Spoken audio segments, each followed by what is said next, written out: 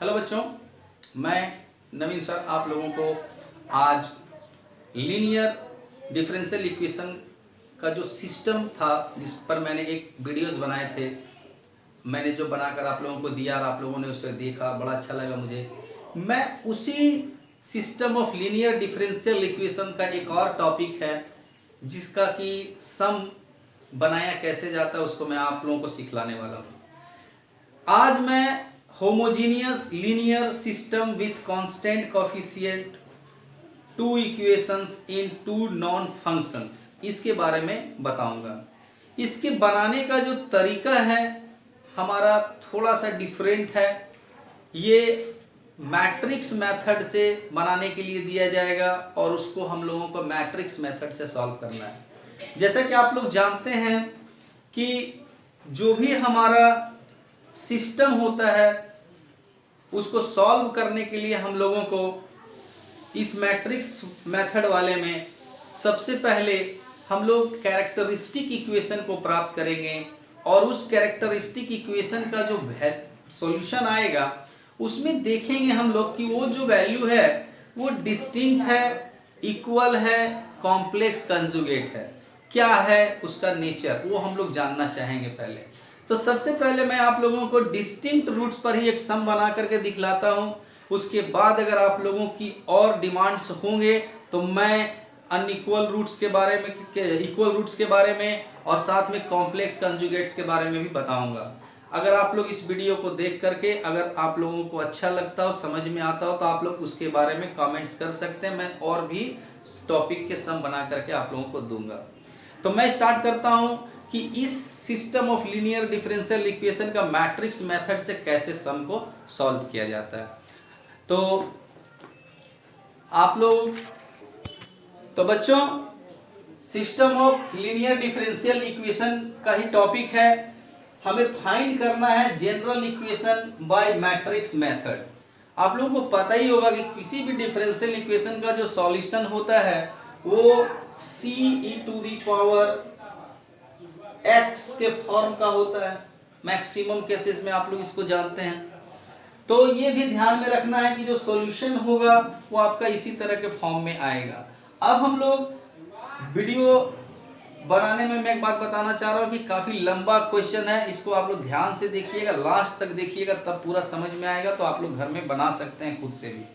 तो find general equation by matrix method, इसमें जो क्वेश्चन होगा वो dx by dt इस तरह का फॉर्मेट में होगा और इसके साथ एक मैट्रिक्स यहाँ पे दिया होगा। उसके अंदर में वैल्यूज होंगे 5 - 2 4 - 1 x और एक साथ में मैट्रिक्स दिया हुआ रहेगा x। इस तरह के क्वेश्चन आपके बुक्स में दिखेंगे। इसको बनाना कैसे है, सॉल्व कैसे करना, उसके बारे में हम लोग सीखेंगे। तो बच्चों एक बात मैं बताना चाहता हूं कि यहाँ dx by जो dt है इसका जो मीनिंग होता है वो एक्चुअल में dx1 by dt और dx2 by dt का फॉर्मेट होता है। और ये जो हमारा मैट्रिक्स दिख रहा है इसे हम लोग a के रूप में कंसीडर करते हैं। 5 - 2 4 - 1 और ये जो x मैट्रिक्स है उसको हम लोग दो वेरिएबल्स देते हैं x1 और x2। तो इस पूरे दिए हुए क्वेश्चन सिस्टम को अगर हम इक्वेशन में बदलें तो हमें कुछ इस तरह का इक्वेशन प्राप्त होगा dx1 by dt और इसको जब हम लोग इसके साथ मल्टीप्लाई करेंगे तो आएगा 5x1 - 2x2 और फिर यहाँ पर dx2 by dt इक्वल आएगा 4x1 - x2। तो इस तरह भी अगर दिया हो और इसको मैट्रिक्स मेथड से करना हो सॉल्व तो पहले इस तरह का फॉर्म में बदलेंगे तो ये पूरा का पूरा इक्वेशन उस रूप में चला जाएगा। तो इसका फॉर्म बनेगा dx by dt equal to ax और a और x का मीनिंग आप लोगों को यहाँ मैंने बता ही दिया है कि क्या होता है। तो आप लोग इसको अब आगे कैसे करना है हम बताएंगे।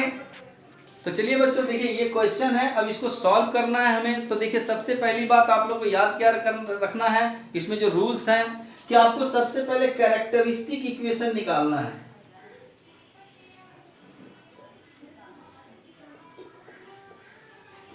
कैरेक्टरिस्टिक इक्वेशन जो है वो आपका a minus lambda i equal to 0, जैसा कि आप लोगों ने पढ़ा ही है मैट्रिसेस में कि a माइनस लेमडा आई का डिटर्मिनांट जो होता है वो कैरेक्टरिस्टिक इक्वेशन के रूप में होता है, जिसे हम लोग आइगन वैल्यू के नाम से भी जानते हैं। और ये कैरेक्टर वैल्यू, ये जो कैरेक्टरिस्टिक इक्वेशन है, इससे हमें यहाँ लेमडा का वैल्यू प्राप्त होगा। यहाँ पर लेमडा का भी अपना एक यूजुअल मीनिंग है।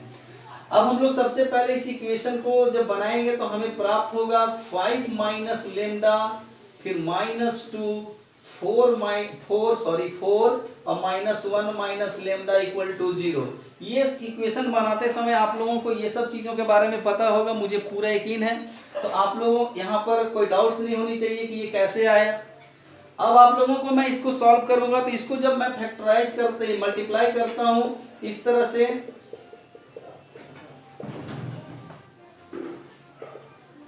ये चीज हमें प्राप्त हुआ।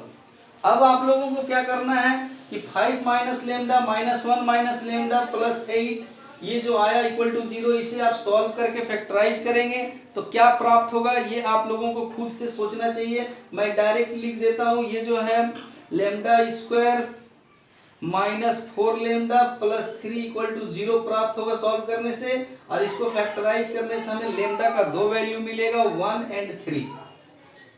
इतना मैं आप लोगों को लिए छोड़ रहा हूं क्योंकि आप लोग बीएससी के स्टूडेंट्स हैं, ये तो कर ही सकते हैं कि कैसे इसको मल्टीप्लाई वगैरह करके इक्वेशन लाना है और इसको लेमडा का वैल्यू लाना। अब यहाँ पर एक बात नोटिस कीजिए, लेमडा का यहाँ 2 मान आया और दोनों का दोनों वैल्यू डिफरेंट है, एक 1 है और एक 3 है।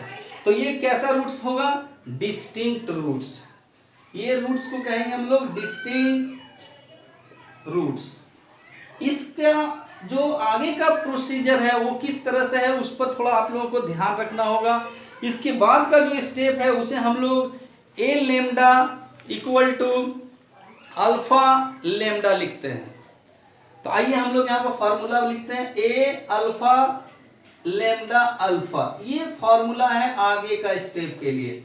ये जो है इसमें अल्फा का मीनिंग क्या है वो आप लोगों को अल्फा 1 और अल्फा 2 के रूप में लेना होगा। अल्फा जो है यहाँ पर अल्फा 1 और अल्फा 2 के रूप में है, और ये लेमडा जो है वो आपका लेमडा 1 और लेमडा 2 के फॉर्म में है। तो यहाँ पर जो दो वैल्यू हमारा निकला है उसमें से किसी एक को हम लेमडा 1 के नाम से भी ले सकते हैं और दूसरे को लेमडा 2 के नाम से। अब अल्फा 1 और अल्फा 2 के बारे में हमें पता लगाना है, तो चलिए देखते हैं कि जो कैसे बनाया जाए कि हमें अल्फा 1 और अल्फा 2 की प्राप्ति हो सके। तो बच्चों यहाँ करना कुछ नहीं है, ये जो इक्वेशन है इस पर ध्यान रखिए। ए का जो वैल्यू है आपके पास, आपको पता ही है 5 -2 4 -1, और इस अल्फा के जगह में आप अल्फा की जगह में आप क्या लिखेंगे, अल्फा 1 अल्फा 2, और ये जो लेमडा है उसकी जगह में आपको 1 या 3 किसी को यूज करना। तो हमने लेमडा 1 को माना है तो हम लोग लेमडा 1 की जगह में 1 लेंगे, और ये जो अल्फा है फिर से उसकी जगह में अल्फा 1 अल्फा 2 हम लोग लिखेंगे। तो ये आप लोग को समझ में आ गया होगा, ये लाइन इस इक्वेशन से बना है। अब इसको हम लोग इक्वेशन के रूप में तैयार करते हैं। तो 5 को लेमडा 1 से इंटू करने से 5 lambda 1 -2 lambda 2 equal to lambda 1। एक इक्वेशन हमारा इधर से बनेगा, इसको जब इन दोनों से करोगे इसके साथ ये आएगा कोरेस्पॉन्डिंग में, और सेकेंड वाला इक्वेशन से 4 alpha 1 minus alpha 2 equal to alpha 2। अब यहाँ से हम लोग दो इक्वेशन जो मेरे पास बना, तो फर्स्ट इक्वेशन से हम क्या देखते हैं कि 5 में से 1 अगर माइनस होता है तो हमें प्राप्त होगा 4 अल्फा 1, और इधर में प्राप्त होगा 2 अल्फा 2। अब ये जो है इसे हम लोग सॉल्व करते हैं तो 2 अल्फा 1 और अल्फा 2 प्राप्त हो रहा है। तो अल्फा 1 और यहाँ पर हो जाएगा अल्फा 2 के नीचे में 2, इसके नीचे में 1, यानी अल्फा 1 के प्रोपोर्शनल है। अल्फा 1 किसके प्रोपोर्शनल है, 1 के, और अल्फा 2 किसके प्रोपोर्शनल है, 2 का। तो हम लोग अल्फा 1 का नाम 1 ले सकते हैं और अल्फा 2 का वैल्यू 2 ले सकते हैं। अब आगे हम लोगों ने यहाँ पर अल्फा 1 का वैल्यू 1 प्राप्त कर लिया, अल्फा 2 का वैल्यू 2 प्राप्त कर लिया। तो इस तरह से हम लोग यहाँ लिख सकते हैं अल्फा 1 अल्फा 2 जो है वो आपका मान 1 और 2 के रूप में। अब ये जो है एक इक्वेशन के रूप में हम वो कन्वर्ट करेंगे, लेकिन उसके पहले हम लोग एक पार्ट और बचा हुआ है। यहाँ अल्फा 1 हमने रख कर निकाला था, अब अल्फा 2 रख करके वैल्यू निकालेंगे। तो फिर से अगेन हम लोग लेंगे क्या, ए अल्फा लेमडा 2 अल्फा। तो ए का मान तो आप लोगों को पता ही है 5 -2 4 -1, और अल्फा की जगह में अल्फा 1 अल्फा 2 लेमडा 2 का मान हम लोगों के पास यहाँ कितना है 3 है, तो हम लोग यहाँ 3 लिखेंगे और लैम्डा 1 लैम्डा 2, यहाँ से हम लोगों को इक्वेशन मिलेगा 5 lambda 1 minus lambda 2 equal to 3 lambda 1, 4 lambda 1 minus lambda 2 equal to 3 lambda 2। अब इस फर्स्ट इक्वेशन को ही लिया जाए और उससे हम लोग देखते हैं क्या है कि 5 लैम्डा 1 में 3 लैम्डा 1 माइनस करेंगे तो 2 लैम्डा 1 प्राप्त होगा और फिर ये आपका माइनस 2 लैम्डा 2। अब इससे हमें प्राप्त हुआ लैम्डा 1 इक्वल टू लैम्डा 2, यानी कि ये भी 1 के प्रोपोर्शनल और ये भी 1 के प्रोपोर्शनल। तो इस प्रकार से हमें फिर प्राप्त हो गया यहाँ पर जो लैम्डा 1 सॉरी अल्फा 1 और अल्फा 2 है वो 1 1 है। बच्चों अगर कहीं मिस्टेक से अगर मैंने अल्फा को लैम्डा कह दिया हो तो उसके लिए क्षमा चाहता हूँ। अल्फा 1 अल्फा 2 का मान फिर से मैंने एक निकाला। अब फिर हम लोग अब आगे, अब बच्चों यहाँ पर जो आगे का जो प्रोसीजर है वो किस प्रकार से है उसको जरा देखेंगे। यहाँ पर हम लोगों को x का वैल्यू निकालना। x जो है एक्चुअल में x1 और x2 का इंडिकेटर है। अब जो यहाँ पर आगे का जो प्रोसीजर है वो कुछ इस प्रकार से है जिसको नोट करना है। x इक्वल टू, जैसा कि आपको मालूम है कि हर डिफरेंशियल इक्वेशन का सॉल्यूशन में एक्सपोनेंशियल फंक्शन की आवश्यकता होती है, तो हम लोग यहाँ पर alpha e to the power lambda t ये x का वैल्यू निकालने का फॉर्मेट है। अब यहाँ अल्फा जो है एक बार आप इसको यूज कर सकते हैं और एक बार अल्फा के लिए ये वाला वैल्यू यूज करेंगे और फिर यहाँ लेम्डा के बदले में एक बार लेम्डा 1 और एक बार लेम्डा 2 का वैल्यू जो था उसको इस्तेमाल करेंगे। तो आइए सबसे पहले हम लोग क्या करते हैं, अल्फा का फर्स्ट वैल्यू लेते हैं 1 2 और यहाँ e टू दी पावर और लेम्डा का मान हम लोग यहाँ पर 1 यूज कर रहे हैं जो फर्स्ट हमने माना था लेम्डा 1 को। तो यहाँ पर हम लोग लेम्डा 1 और लेम्डा 2 दो बार लिख सकते हैं। दैट इज आप लिख देते हैं यहाँ पर कि x equal alpha e to the power lambda 1 t, तो उसी को मैं यहाँ यूज कर रहा हूँ। और एक बार इसको लेम्डा 2 भी लिख सकते हैं, x equal to alpha e to the power lambda 2t। अब यहाँ पर e to the power lambda 1t हम लिख रहे हैं क्योंकि हम एक बार लेम्डा 1 का मान यहाँ रखेंगे। अब यहाँ से क्या प्राप्त होगा वो देखना है हमें। तो e to the power t only हुआ तो ये बनेगा आपका e to the power t two e to the power t। तो यहाँ से हम लोग क्या देख रहे हैं कि x1 और x2 का जो है इस तरह से वैल्यू निकल के आ रहा है। तो x1 है x2 के रूप में यहाँ वैल्यू निकल के आ रहा है। अब एक बार और x का मान हमें निकालना है alpha e to the power lambda 2t के माध्यम से। तो यहाँ पर हम लोग अल्फा जो है इसका इस्तेमाल करेंगे क्योंकि 3 के लिए ये वैल्यू आया था हमारा। तो अब जो है यहाँ पर हम लोग 1 1 लेंगे और यहाँ e to the power 3t, इससे हमारा क्या बनेगा e to the power 3t e to the power 3t। तो देखिए बच्चों यहाँ x के लिए मेरे पास दो इक्वेशंस बन रहे हैं। अब ये दोनों इक्वेशन को हमें आपस में कंबाइन करने की जरूरत होगी। कैसे कंबाइन किया जाता है उसको ध्यान से आप लोग देखेंगे। जैसे कि आपको मालूम है किसी भी इक्वेशन को लिखने का जो फॉर्मेट है हमारा x का वो कांस्टेंट, और यहाँ पर हम लोग जो है फर्स्ट वाला जो अल्फा आया था हमारा x का मान, इसको हम लोग इक्वेशन 1 कह सकते हैं, इसको इक्वेशन 2।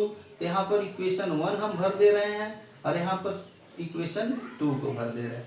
तो यहाँ पर C1 के लिए ये वाला पार्ट हमारा जो आया है, सॉरी यहाँ पे 1 नहीं यहाँ पे 1 होगा, यहाँ पर 1 जो है इसको मैं यहाँ लिखूंगा e to the power t 2 e to the power t और प्लस C2 और यहाँ 2 नंबर के जगह में मैं इसे लिखूंगा e to the power 3t e to the power 3t। अब यहाँ से हमें क्या प्राप्त होगा C1 e to the power t plus C2 e to the power 3t। और सेकेंड पार्ट में क्या मिलने वाला है हमें, ये x1 का मान हो जाएगा और x2 का मान शायद आप लोगों को नीचे दिख नहीं रहा होगा इसलिए मैं इसे ऊपर बना देता हूं।